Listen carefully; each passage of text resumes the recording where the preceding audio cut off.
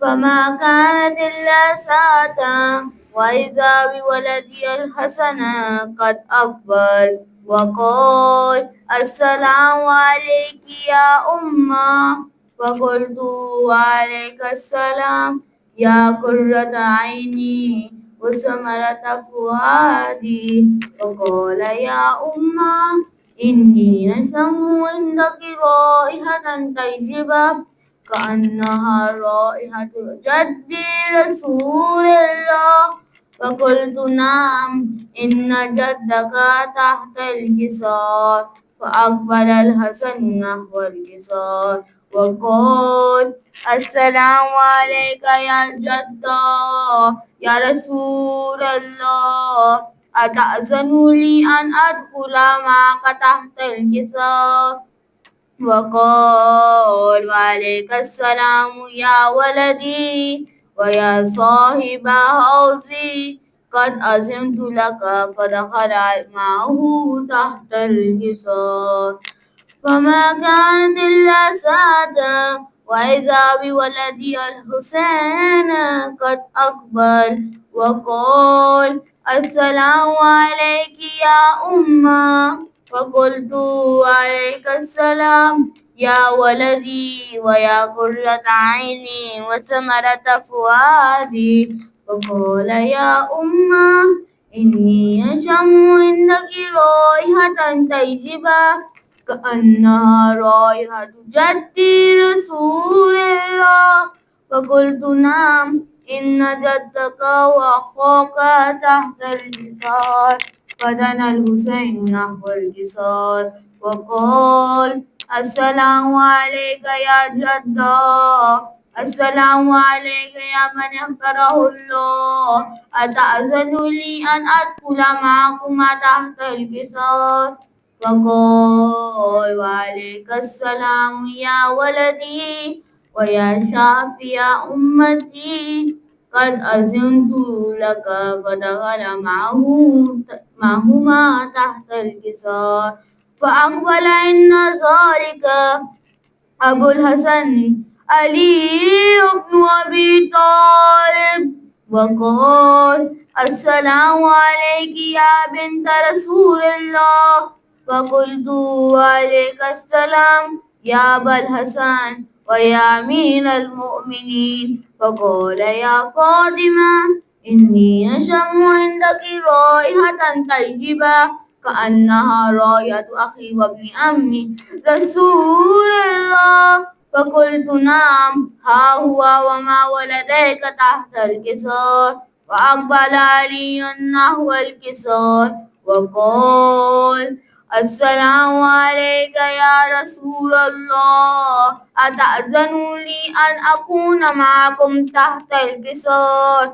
قال له وعليك السلام يا أخي ووزيري وخليفتي وصاحب اللواء، قد أذنت لك. فدخل علي تحت الجسار. ثم أتيت نحو الجسار فقلت والسلام عليك يا أبتاه يا رسول الله، أتأذن لي أن أدخل معكم تحت الجسار؟ قال وعليك السلام يا بنتي ويا بسعتي، قد أذنت لك. فدخلت تحت الكسار. فلما اكتملنا جميعا تحت الكسار أخذ بي رسول الله بطرفي الكسار وأومها بيده اليمنى إلى السماء وقال اللهم إن هؤلاء أهل بيتي وخاصتي وهامتي، لحمهم لحمي ودمهم دمي، يؤلموني ما يؤلمهم ويحزنوني ما يحزنهم. أنا حرب لمن حاربهم وسلم لمن سالمهم وعدو لمن عاداهم ومحب لمن أحبهم. إنهم مني وأنا منهم. فاسأل صلواتك وبركاتك ورحمتك وغفرانك ورضوانك علي وعليهم وأذهب عنكم الرجس وطهرهم تطهيرا.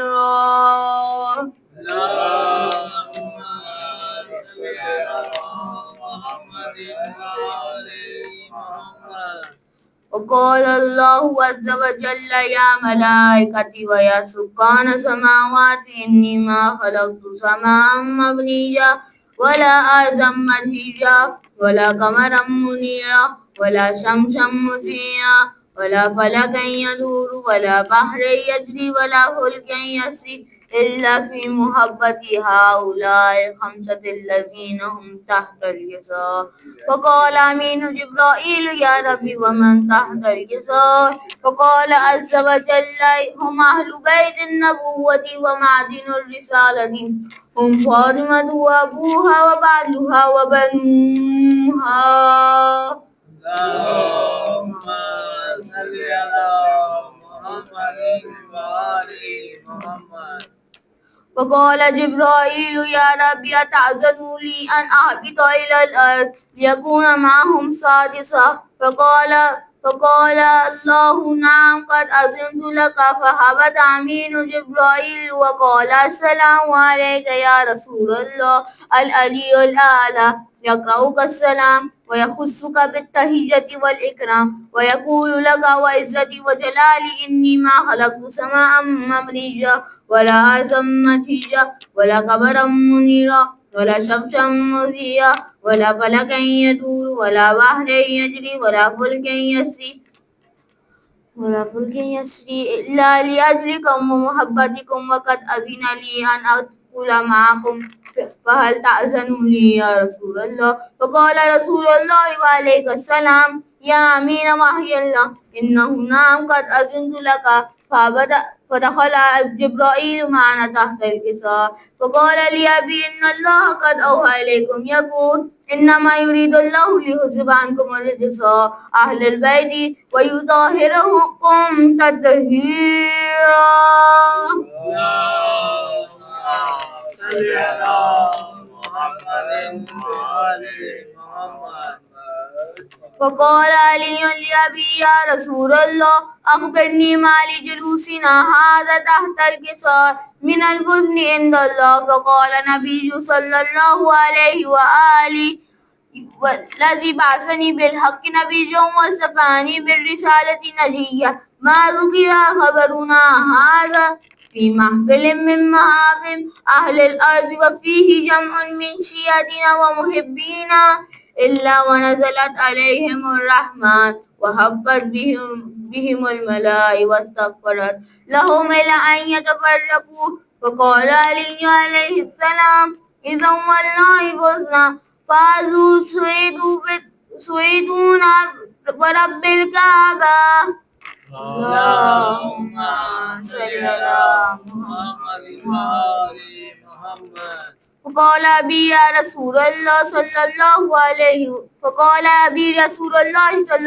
عليه وآله يا علي والذي بعثني بالحق نبيا وصفاني بالرسالة نجيا ما ذكر هذا في محفل من محافل أهل الأرض وفيه جمع من شيعتنا ومحبينا وفيهم مهموم إلا وكشف الله هما يا الله يا الله يا الله ولا مهموم إلا وكشف الله غما يا ربي يا ربي يا ربي ولا طالب حاجة إلا وقضى الله حاجته يا الله يا الله يا الله.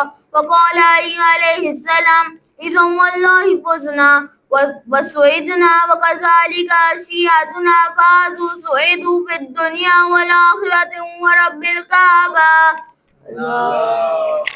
نعرہ صلوات اللہم صلی علی محمد وآل محمد.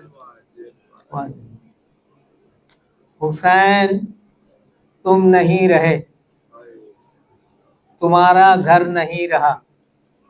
حسین تم نہیں رہے، تمہارا گھر نہیں رہا، مگر تمہارے بعد ظالموں کا ڈر نہ رہا. مگر تمہارے بعد ظالموں کا ڈر نہیں رہا.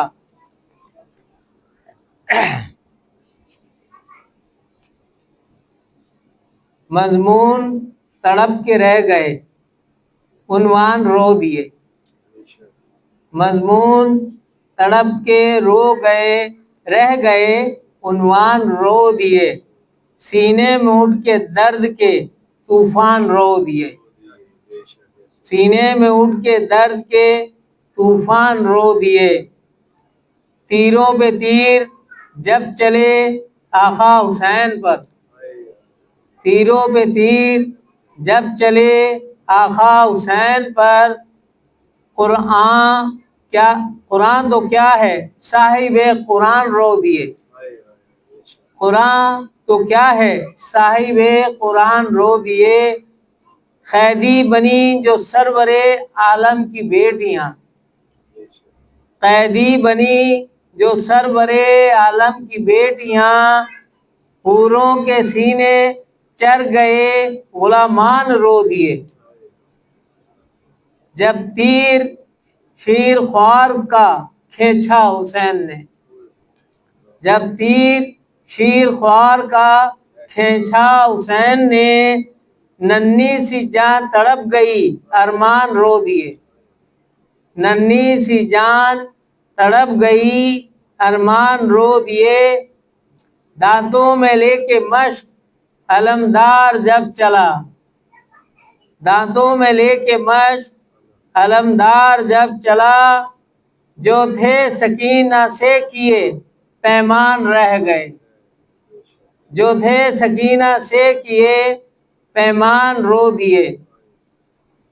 سید اٹھانے جب لگے اکبر کی لاش کو، سید اٹھانے جب لگے اکبر کی لاش کو، جنت لرز کے رہ گئی رضوان رو دیے، جنت لرز کے رہ گئی رضوان رو دیے۔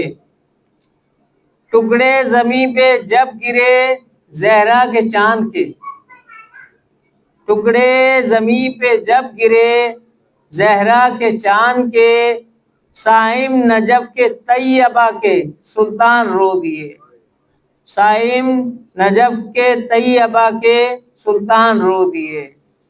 مضمون تڑپ کے رہ گئے، عنوان رو دیے، سینے میں اٹھ کے درد کے طوفان رو دیے۔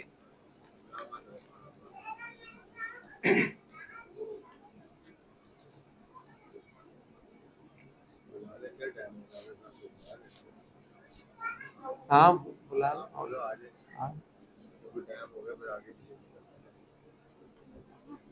زیر خنجر حسین کا سجدہ، زیر خنجر حسین کا سجدہ، دین حق کو بچا گیا سجدہ، زیر خنجر حسین کا سجدہ، دین حق کو بچا گیا سجدہ۔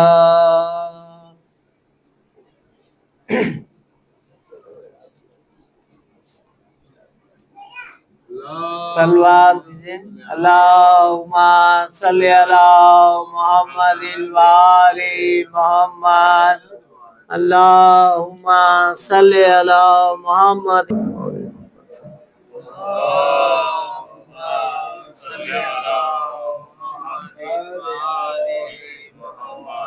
أعوذ بالله من الشيطان اللعين الرجيم، بسم الله الرحمن الرحيم، الحمد لله الذي الله في توحده وتنا في تفرده، جل في سلطانه وعظم في أركانه، وأحاط كل شيء علما وهو في مكانه وقهر جميع الخلق بقدرته وبرهانه مجيدا لم يزل محمودا لا يزال باري المسموكات والداهي المدعوات والجبار الأرضين والسماوات قدوس سبوح رب الملائكة والروح والصلاة والسلام على سيد الأنبياء والمرسلين سيدنا ونبينا وشفيعنا ومولانا أبي القاسم محمد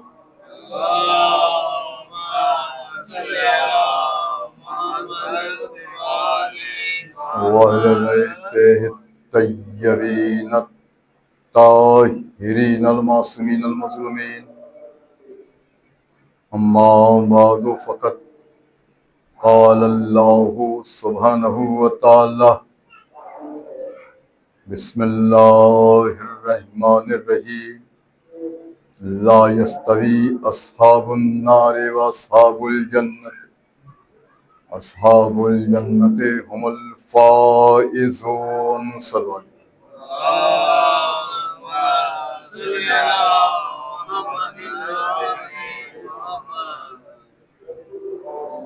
اہل نار اور اہل جنت عنوان فکر پر سلسلہ گفتگو مراحل افکار کو طے کرتا ہوا ذکر و فکر و بحث کی اس نمی اور سلسلہ کلام کی آخری منزل فکر تک پہنچا اور ہم نے اس سلسلے میں آپ کی خدمت میں یہ عرض کیا کہ جنت ایک نہیں اور تعداد جنت کو بیان کرتے ہوئے مختلف اسماء جنت آپ کی خدمت میں پیش کی. پھر اسی طرح ہم نے یہ طے کیا کہ جنت جس طرح ایک نہیں ایسے ہی اس کے درجات بھی ایک نہیں اور پھر اس کے مختلف درجات کا تذکرہ ہوا. پھر یہ بھی طے ہوا کہ جب جنت کے درجات بھی ایک نہیں تو جنت کے دروازے بھی ایک نہیں اور ان تمام درہائے جنت کا ذکر آپ کی خدمت میں آیا اور ہم نے بیان کیا کہ جنت کے دروازے کون کون سے ہیں، اس کے اسماء کیا ہیں، اس کے نام کیا ہیں اور وہ سب آپ کی خدمت. اور جب بات یہاں تک آ گئی اس فکر کی آخری منزل میں ہم جنت کی نہروں کا بھی ذکر کر دیں اور اگر میرا اپنا شمار غلط نہ ہو تو پورے دامن قرآن میں 52 مقامات ہیں کہ جہاں قرآن نے نہر کے حوالے سے گفتگو کی اور ان 52 مقامات میں سے 36 مقامات وہ ہیں جہاں نہر کا تذکرہ جنت کے حوالے سے ہوا. مبشر الذین آمنوا وعملوا الصالحات ان لہم جنت کی بشارت دے دو ان لوگوں کو کہ جو ایمان لائے اور جنہوں نے عمل صالح کی. ان لہم جنات تجری من تحتها الانہار کہ ان کے لیے جنت ہے جس کے نیچے نہریں بہہ رہی ہیں. اور پھر ختمی مرتبت نے ارشاد فرمایا کہ جب میں معراج میں گیا تو میں نے جنت میں شجر طوبہ کو دیکھا. میں نے جنت میں شجر طوبہ کو دیکھا. اس کے بعد ختمی مرتبت نے فرمایا کہ شجر طوبہ وہ ہے کہ جس کی جڑ میرے گھر میں ہے اور جس کی شاخیں جنت پر سایہ فگن ہیں.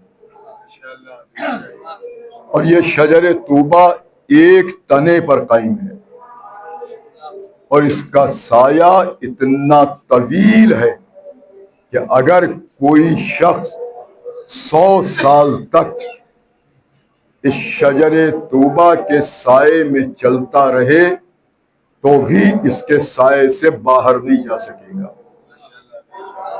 اب مجھے نہیں معلوم کہ وہ 100 سال کون سے، اس لیے کہ حضرت آدم قول معصوم کی روشنی میں 6 گھنٹے جنت میں رہے اور وہ 6 گھنٹے دنیاوی اعتبار سے 103 سال تھے۔ تو اگر یہ 100 سال وہاں کے 100 سال ہیں کہ جس کے لیے پیغمبر نے کہا کہ اگر کوئی شجر طوبہ کے سائے میں چلتا رہے 100 سال تک تو بھی اس کے سائے سے باہر نہیں نکل سکے گا، تو اگر یہ وہاں کے 100 سال ہیں تو مجھے کہنے کا حق ہے کہ پھر تو بات صدیوں پہ گئی۔ اور پھر یہ شجر طوبہ وہ ہے، روایات کی ذمہ داریاں سوچو ساری، یہ شجر طوبہ وہ ہے کہ جس میں جنت کی نعمتیں جہاں سے جنم لیتی ہیں، مختلف نعمتیں جس میں غذائیں بھی ہیں، جس میں دیگر نعمتیں بھی ہیں، اور یہی نہیں بلکہ جنت کے لباس بھی شجر طوبہ ہی سے پیدا ہوتے ہیں۔ تو جو ہوتا ہے یہ پورا باب ہے میری کتاب میں، اسے ظاہر ہے کہ مجھے شجر طوبہ پہ تو گفتگو کرنی تھی۔ تو پیغمبر نے فرمایا کہ میں جب جنت پہنچا تو میں نے شجر طوبہ کو دیکھا جس سے جنت میں نہریں بہ رہی تھیں، اور یہ 4 نہریں تھیں، بہت ہو جائے، اور یہ نہریں وہ جو مائن غیر آسن کی منزل پر کہ جس میں تغیر نہیں، جس کی رنگت تبدیل نہیں ہوتی، جس کے پانی میں بو پیدا نہیں ہوتی، جس کے ذائقے میں تبدیلی پیدا نہیں ہوتی، اس لیے کہ یہ ہمیشگی کی منزل پر ہے، اور ہمیشگی کے حوالے سے ہم گفتگو کر چکے ہیں۔ تو 4 نہریں جنت میں اسی شجر طوبہ سے بہ رہی ہیں، اور پھر جبریل مجھے نہروں کے پاس لے گئے۔ ان میں پہلی نہر تو جو تھی شراب کی نہر تھی، شربت تو جو تھی۔ جبریل نے مجھے بتلایا کہ یہ نہر جو ہے یہ اصل میں دریائے دجلہ ہے۔ تو جو یہ نہر جو ہے اصل میں دریائے دجلہ ہے۔ اللہ نے یہ چاہا کہ دریائے دجلہ ہمیشہ سیراب کرتا رہے، اس لیے دجلہ کو جنت میں شراب کی نہر بنا دیا۔ تو جو پوری حوالے کی ذمہ داری۔ پھر جبریل مجھے شہد کی نہر پر لے گئے،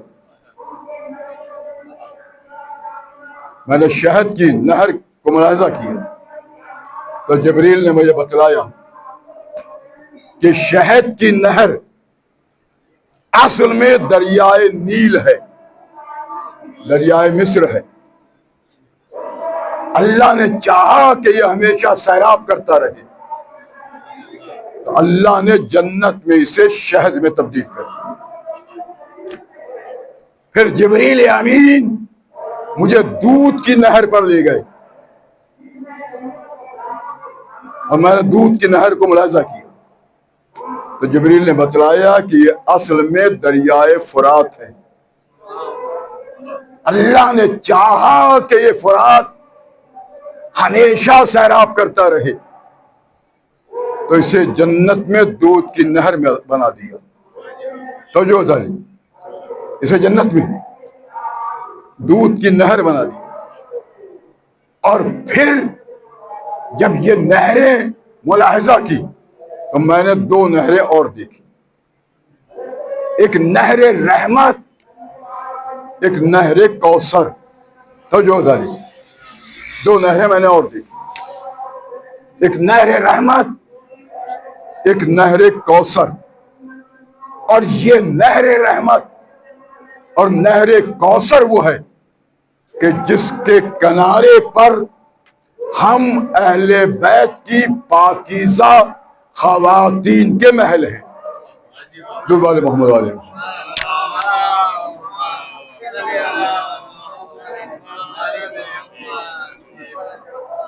پھر ان نہروں کے علاوہ جنت میں 5 چشمے اور ہیں. ایک چشمہ جسے چشمہ کافور کہتے ہیں. کافور ایک گھاس ہے خوشبودار. ایک چشمہ چشمہ رحیق، رحیق کے معنی شراب کی. ایک چشمہ چشمہ زنجبیل جس کے معنی ہیں خوشگوار کے، نرم کے. ایک چشمہ چشمہ تسنیم. تو جو دو والے محمد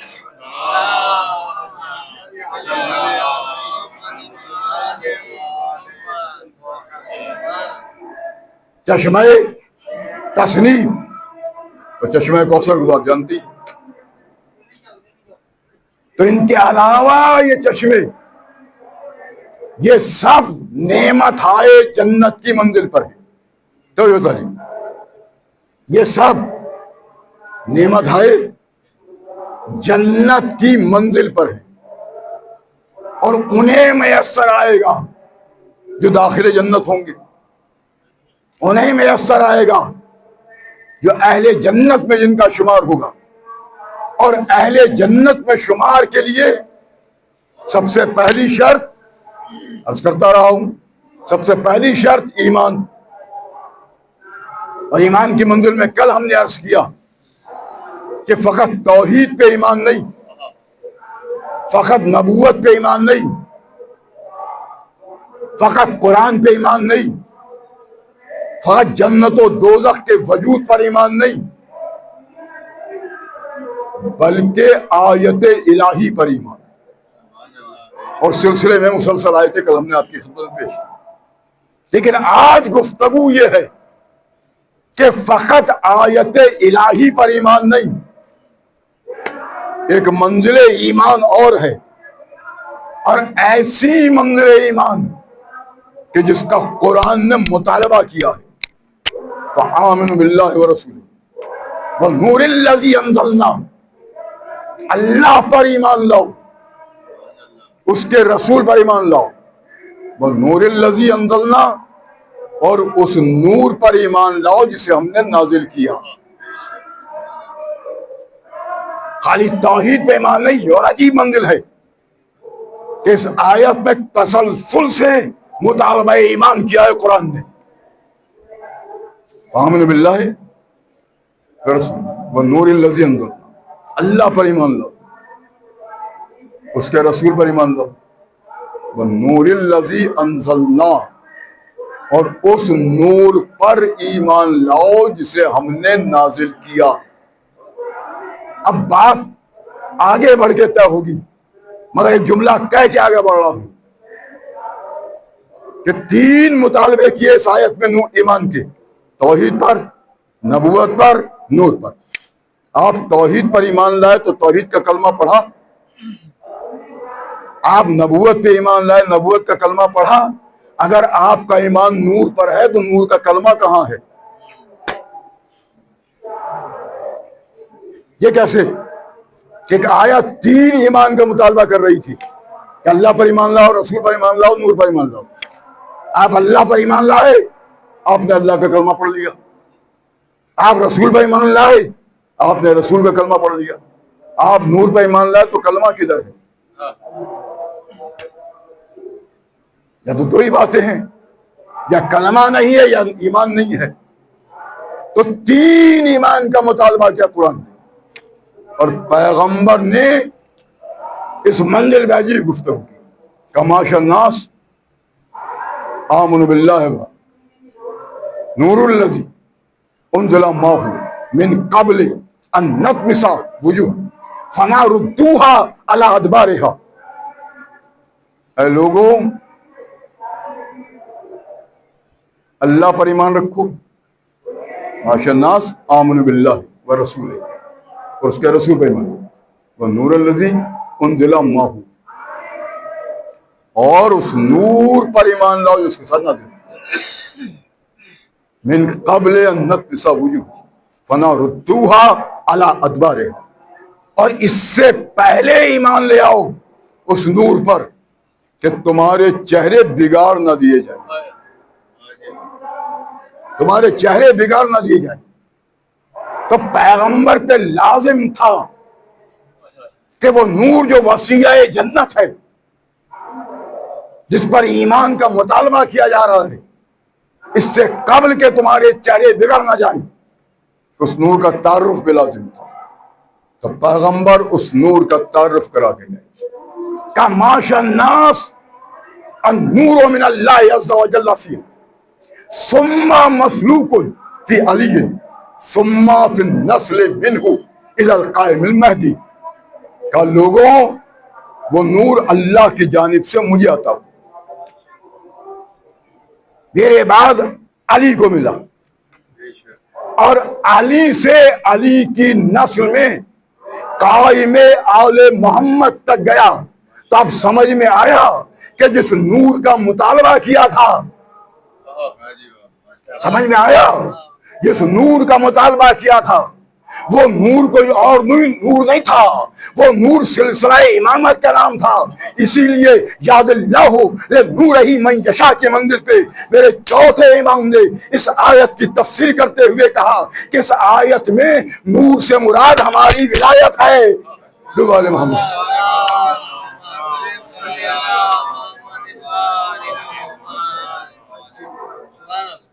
اس لیے میرے چوتھے امام نے یاد اللہ نور ہی من یشاء کے منزل میں کہا کہ اس آیت میں نور سے مراد ہماری ولایت ہے. توجہ داری, نور سے مراد ہماری ولایت ہے. قرآن نے کہا اللہ پر ایمان لاؤ, اس کے رسول پر ایمان لاؤ, اور اس نور پر ایمان لاؤ. معصوم نے کہا کہ نور سے مراد ہماری ولایت. توجہ تعلیم, نور سے مراد امامت. اسی لیے میں کہتا ہوں کہ اسی وجہ سے ہر دور میں سلسلہ امامت سے ایک امام اور نمائندہ ولایت کو باقی رکھا, تاکہ صبح قیامت تک ہر زمانے میں طے ہوتا رہے کہ کون نور پر ایمان رکھتا ہے, کون نور پر ایمان نہیں رکھتا. ہر دور میں طے ہوتا رہے کون دامن ولایت سے وابستہ ہے, کون دامن ولایت سے وابستہ نہیں. اور جو دامن ولایت سے وابستہ انہی کے لیے جنت کی نعمتیں ہیں. جو دامن ولایت سے وابستہ انہی کے لیے جنت کی نعمت ہیں. انہی کو داخل جنت کرنا ہے. اسی لیے ختمی مرتبت نے فرمایا, تو جو غالب میرا عنوان تو ذہن میں ہے نا, اہل نار اور اہل جنت. ختمی مرتبت نے ارشاد فرمایا کہ جو لوگ میری اطاعت کرتے اور میرے بعد علی کی اطاعت کرتے وہ اہل جنت ہیں.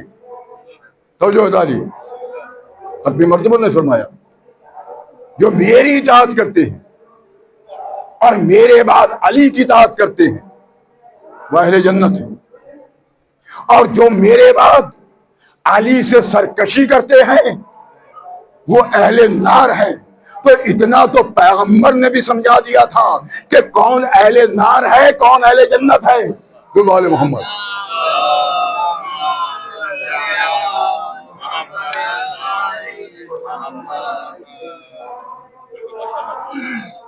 کون اہل نار ہے. کون؟ اہل جنت. تو پھر وہ جو داخل جنہ ہوں گے، وقت نہیں، موقع نہیں کہ میں اس رخ سے گفتگو کو آگے بڑھاؤں کہ اہل جنت کا استقبال کیسے ہوگا. دامن قرآن میں آیتیں موجود ہیں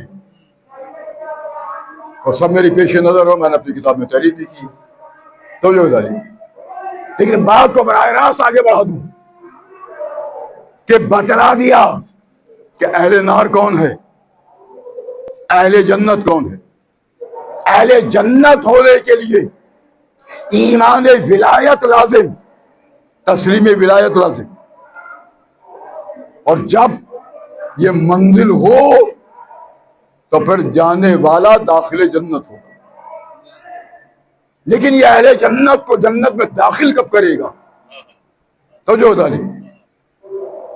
اہل جنت داخل کب ہوں گے، یعنی جنت میں داخلے کا وقت کون سا ہوگا.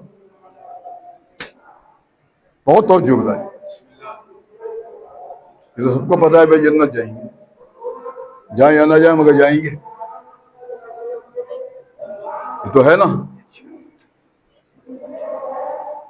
تو جب جنت میں بھیجے گا تو وقت کون سا ہوگا. تو جو بتائیں اصحاب الجنت یومئذ مستقرا واحسن مقیلا. اہل جنت کا وہ دن بہت اطمینان اور قرار کا دن ہوگا،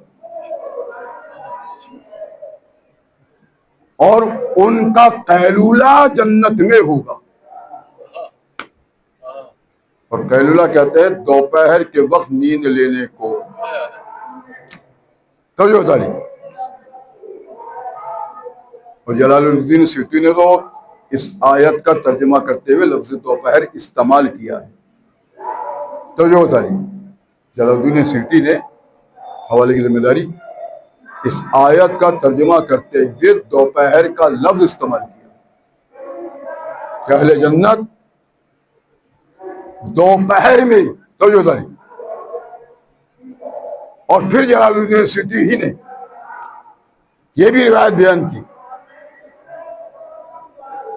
کہ جب نصف النہار کا وقت قریب ہوگا، دوپہر کا وقت، تو اللہ اہل جنت کی جانب نگاہ بلند کرے گا اور حکم دے گا کہ انہیں داخل جنت کیا جائے. تو جو حکم دے گا کہ انہیں داخل جنت کیا جائے، اور اہل جنت دوپہر کے وقت جنت میں داخل ہوں. اب حیرانی کی بات یہ ہے کہ حضرت آدم کو بھی جب امتحان میں کامیاب ہوئے معرفت کے تو جنت میں داخل کیا. اور وہ بحث بھی ہم کر چکے، جنت عرضی تھی کہ جنت سماوی تھی، اور وہ روایتیں بھی حوالے کی ذمہ داری پہ آپ کی خدمت میں پیش کی تھی. داخل کیا تو وہ وقت بھی دوپہر کا تھا. اور میں نے اس سلسلے میں دونوں حوالے دیے تھے، احمد المسلمین کا بھی اور اہل بیت کی روایتوں کا بھی، کہ حضرت آدم کو دوپہر کے وقت جنت میں داخل کیا کہ جہاں امام جعفر صادق علیہ السلام نے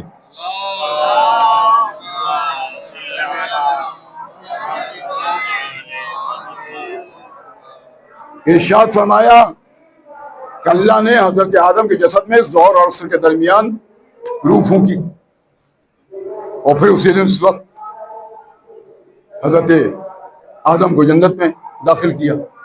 اور حضرت آدم جنت میں 6 گھنٹے سے زیادہ نہیں رہے، اور جب جنت سے نکالے گئے تو وہ مغرب کا وقت تھا، اور صبح کے انتظار تک وہ جنت کے باہر بیٹھے رہے. اب وہاں تو یہ صبح و شام کا مسئلہ نہیں ہے. تو وہ جو معصوم نے کہا تھا کہ جس جنت میں داخل کیا تھا امتحان کے بعد، وہ جنت سماوی نہیں تھی، جنت عرضی تھی، جہاں شمس و قمر طلوع ہوتے تھے. اور روایت امام جعفر صادق علیہ السلام کی میں نے پیش کی تھی. تو امام نے کہا کہ ظہر کے بعد یعنی ظہر اور عصر کے درمیان میں روح پھونکی، جنت میں بھیجا، جنت میں کل 6 گھنٹہ رہے، جب جنت سے باہر آئے تو مغرب کا وقت تھا، اب ظہر سے مغرب تک کے وقت کو دیکھ لیجئے 6 گھنٹے میں۔ اس کا معنی ہے کہ جنت میں حضرت آدم دوپہر میں گئے، بس فکر کی آخری منزل ہے، ظاہر ہے کہ شب عاشوراء کا منزل فضائل نہیں۔ جنت میں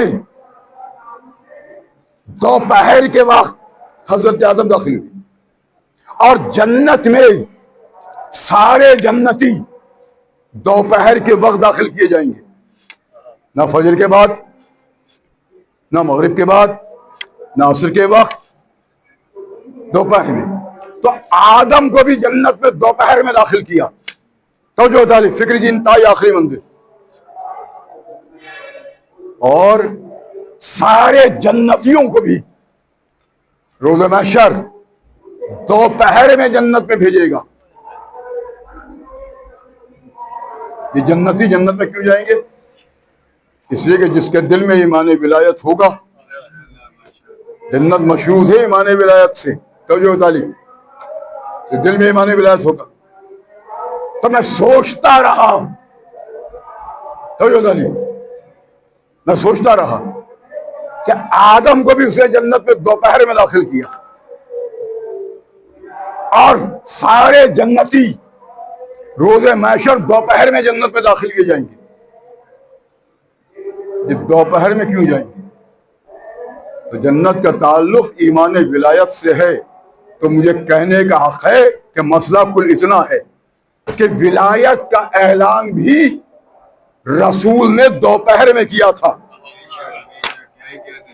ولایت کا اعلان بھی، یعنی اعلان غدیر بھی، جس میں کہا تھا معاشر الناس تدبر القرآن وفہموا آیاتہ ولا یضل لکم تفسیرہ الا الذی انا آخذ بیدہ وموسد الی وشاہد لعضدہ ومول معکم انا من کنتم علیہ فہذا علی البلاء۔ تو یہ اعلان ولایت بھی دوپہر میں کیا تھا، تو جس وقت اعلان ولایت کیا تھا وہی وقت رکھا جنت میں داخلے کا، تاکہ ہر جنتی جنت میں داخل ہوتا رہے، ولایت کا احساس رکھتا رہے۔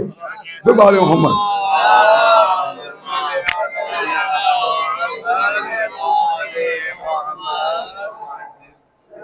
تاکہ ہر جنتی جو جنت میں داخل ہوتا رہے، اس احساس کے ساتھ کہ اعلان ولایت بھی دوپہر میں ہوا تھا۔ بس فکر کی یہ آخری منزل تھی گفتگو تمام کی۔ آدم کو دوپہر میں جنت میں داخل کیا،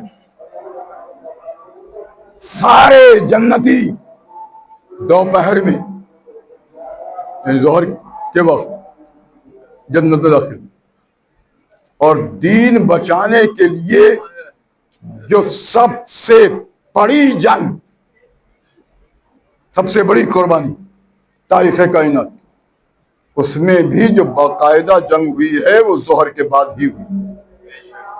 تسلسل سمجھ میں آیا؟ بس عزادارو گفتگو تمام۔ اب آج منظر مصائب کے لیے کہنے کی ضرورت نہیں ہے، عقیدت کی نگاہ سے دیکھو، کوئی بی بی فرش عزا پر رومال کو بچھائے، شاید کہہ رہی ہو آؤ میرے لال کا ماتم کرنے والوں، سیدہ کو تمہارے آنسوؤں کا انتظار۔ کون بی بی؟ جو بابا کے گھر رہی، کوئی تمنا نہیں، رخصت ہو کر شوہر کے گھر آئی، کوئی تمنا نہیں، بس ایک ہی تمنا کی، جب بابا نے بتلایا تھا تیرا یہ لال کربلا کے میدان میں 3 شب و روز کا بھوکا پیاسا قتل کیا جائے گا، تو روکے گا بابا میرے لال کا ماتم کون کرے گا؟ عزادارو، یہ مجلس تمنائے زہرا کا نام ہے، یہ مجلس تمنائے بطول کا نام ہے۔ کہو بی بی ہم جی بھر کے ماتم نہ کر سکیں، وقت آگے بڑھا، شب عاشوراء آگے، وہ رات آئی جو کربلا کے شہیدوں کی آخری رات۔ ابھی علی اکبر بھی موجود، ابھی اون و محمد بھی موجود، ابھی قاسم ابن حسن بھی موجود، ابھی عباس دلاور بھی موجود، ابھی گہوارے میں ایک شیر خار بھی موجود ہے، لیکن جب صبح عاشور کا سورج نمودار ہوگا تو پھر وہ وقت بھی آئے گا کہ نہ عباس رہیں گے، نہ علی اکبر رہیں گے، نہ علو محمد رہیں گے، نہ قاسم ابن حسن رہیں گے۔ اور ایسا ہی ہوا، فاطمہ کا لال صبح عاشور سے کبھی علی اکبر کے لاشے کو اٹھا رہا ہے، کبھی علو محمد کے لاشے کو اٹھا رہا ہے، کبھی قاسم کی لاش کے ٹکڑوں کو جمع کر رہا ہے، کبھی ایک ننھے بچے کی لاش در خیمہ تک لا رہا ہے۔ ایسے میں ایک بار خیمے میں آئے اور آنے کے بعد فضا کو الگ بلایا اور کہا فضا تو جانتی ہے نا کہ میری ماں نے میرے لیے کوئی لباس تیار کیا تھا؟ فضا تو جانتی ہے کہ میری ماں نے میرے لیے کوئی لباس تیار کیا تھا؟ فضا فلاں صندوق میں وہ لباس رکھا، فضا وہ لباس تو لیا، مگر دیکھو فضا میری بہن زینب کی نگاہ نہ پڑی۔ فضا لباس لے کے پلٹی، شہزادی کی نگاہ پڑ گئی، پوچھ لیا فضا یہ کیا لے جا رہی ہے؟ رو کے کہنے لگی شہزادی آقا نے کوئی لباس منگوایا۔ طرف کے کہنے لگی فضا یہ کیوں نہیں کہتی کہ تو میرے بھائی کا کفن لے جا رہی ہے؟ ارے یہی وہ لباس ہے جو میری ماں نے سیا تھا اور کہا تھا زینب جب حسین رخصت آخر کو آئی یہ کرتا حسین کو پہنا دینا، اور جب مدینے واپس آنا تو حسین کا یہ کرتا میری لحد پہ رکھ دینا۔ لباس آیا، پہنا حسین نے، جگہ جگہ سے تار تار کیا، شاید خیال آیا ہو کہ اسی طرح میرا لاشعوریہ ہونے سے محفوظ رہ جائے۔ عزادارو کھڑے ہو گئے حسین، زینب خدا حافظ، ام کلثوم خدا حافظ، ماں کی کنیز فضا کو بھی آخری سلام کیا، در خیمہ پر آئے، چاروں طرف دیکھا تو صبح سے ایک ایک کو سوار کرا رہا تھا، کوئی نہ تھا جو حسین کی سواری کو لاتا، کوئی نہ تھا جو حسین کو سوار کراتا۔ شاید بہن کی آواز بلند ہوئی بھیا عباس نہ صحیح، علی اکبر نہ صحیح، اونو محمد نہ صحیح، ارے زینب تو ہے، مجھے نہیں معلوم کیسے سوار ہوئے مگر سواری آگے نہ بڑھی۔ اب جو دیکھا ایک بچی زلجنا کے قدموں سے لپٹی تھی، زلجنا میرے بابا کو مقتل میں نہ لے جاؤ، زلجنا میرے بابا کو مقتل میں نہ لے جاؤ۔ اترے حسین، دلاسا دیا، سوار ہوئے، آگے بڑھے۔ کچھ دیر کے بعد زینب نے سید سجاد کے شانے کو ہلایا، بیٹا یہ مقتل سے شور کی آواز کیسی؟ بیٹا یہ شور کیسا ہے؟ سجاد نے آنکھیں کھولی، زینب نے سہارا دیا، تیرے خیمہ پر آئے، نگاہوں کو بلند کیا، بے اختیار کہا السلام علیکہ یا ابا عبداللہ، السلام علیکہ یا ابن رسول اللہ۔ پھوپھی اماں میرا بابا مارا گیا، پھوپھی اماں میرا بابا نہ رہا، پھوپھی اماں وہ نو کے نیزہ پر میرے بابا کا موتم حسین۔